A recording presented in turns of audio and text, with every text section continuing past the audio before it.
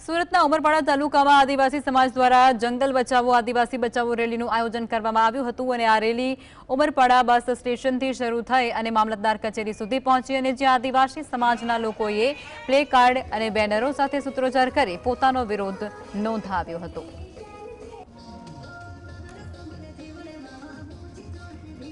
અમારી માંગ એટલી છે કે વડગામની અંદર જે વડગામ ગામની સુનીતાબેન છે એ જ્યાં જંગલમાં એમના દાદી જોડે ગયા હતા અને એમની જોડે જે અપકૃત્ય થઈ છે એનું કારણ એક જ છે કે બહારના લોકો આવીને જમીન ખેડે છે। જંગલની જમીન જે સ્થાનિક લોકો છે ઉમરપાડા તાલુકાના એ લોકોને જમીન મળવી જોઈએ, એ જમીન નથી આપી ને એ બહારના લોકો આજે ના આવ્યા હોત તો આજે અમારી દીકરી ખોઈ ના હોત ને આટલી નાની બાળકી ઉપર આવા કુકૃત્ય કરેલા છે।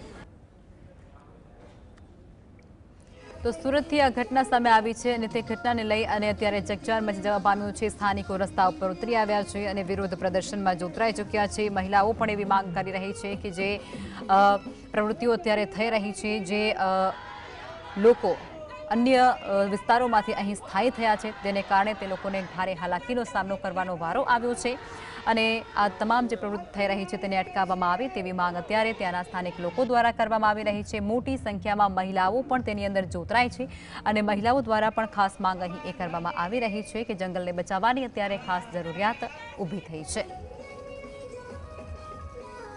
તો આ વિરોધ પ્રદર્શનની તસવીરો સુરતથી સામે આવી રહી છે જેમાં મહિલાઓ પણ મોટા પ્રમાણમાં જોડાય છે।